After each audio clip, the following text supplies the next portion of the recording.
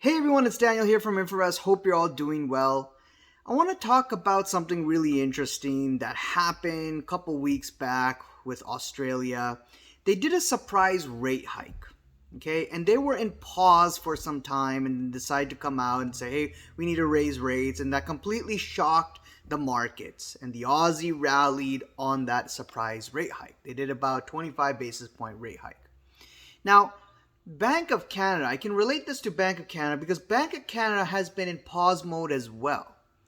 And, a lot of people have been saying out there that Bank of Canada is not going to raise rates anymore. We're actually going to see it cut. When I look at the probabilities of interest rates for Bank of Canada, if in terms of cutting rates, there's a 14% chance in the next meeting in June, then a 76% chance in September for a 25 basis point rate hike. Now, my take is I think we could see in the next meeting in June a possibility of Bank of Canada raising rates another time, just like Australia. I think there's a higher chance of that happening rather than a cut, right? Being in pause mode and then all of a sudden deciding to do another rate cut is very, very possible. Especially when you see Australia do something like that as well. Now, what's another reason why I say that we could see Bank of Canada come back and raise rates, right, in the next meeting, right, in the June meeting? And I would basically say is the data. Well, if you look at the employment data, I have it right here in front of me. The Canadian employment data on Friday, and this came out May 5th, the unemployment rate for Canada came in at 5%, which is lower than the consensus of 5.1%. And the employment change number came in way higher than expected, double the consensus, which consensus was 20,000. And the number came in at 41,000. So huge, big change, a really good number for the jobs data for Canada, which basically suggests that the economy and the job market is doing well, which means that the economy is doing well, which means growth is doing well. So that gives Bank of Canada room to tighten further. Because here's the thing, right? In order to get inflation down, and I've been saying this on this channel for a very long time, and a lot of people disagree with me, but that's okay. You'll see it once it comes, is that you need to break the back of the economy. There needs to be job losses, which is what is in the minds of a lot of these central banks. Especially, I follow a lot of the U.S. central bank, the Federal Reserve, saying many times that there's going to be some consequences. There's going to be some unfortunate cost of trying to bring inflation down, and that is by creating pain to the households and to the businesses. And that pain is the job losses. You're going to see the unemployment rates skyrocket.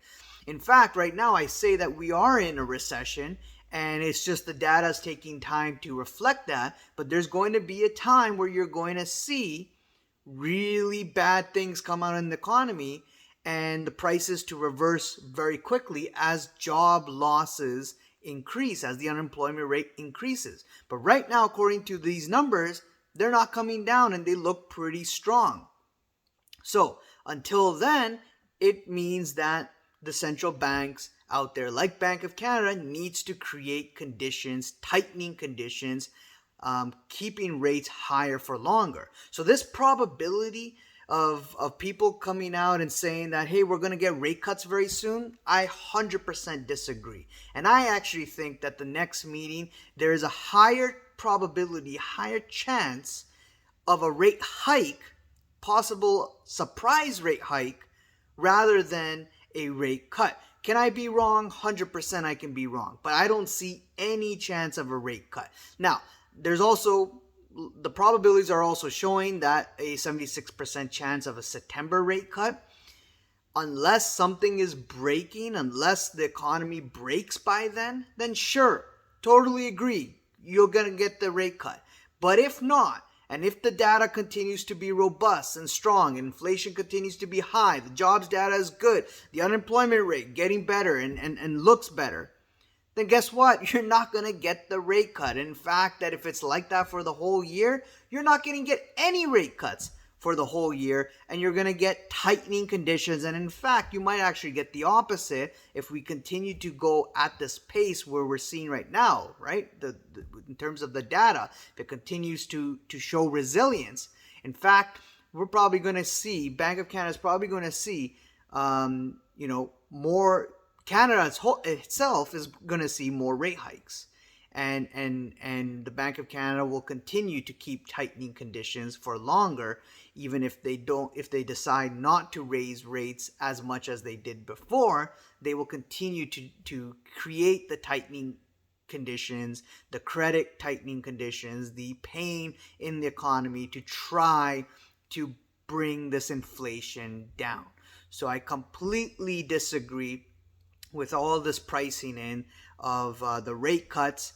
The only time I would see rate cuts is that hard landing, something breaking, something toppling, something to just exacerbate. I don't know where or what it is going to be. I've got some ideas what it could possibly be, but my guess is as good as your guess, and we're going to have to wait till it comes. And when it comes, then yes, you have all the rights to go out and say the rate cuts are coming. And if the rate cuts are coming, also doesn't mean it's a good thing. It just means that the economy is deteriorating really fast, really hard, and the shit is hitting the fan.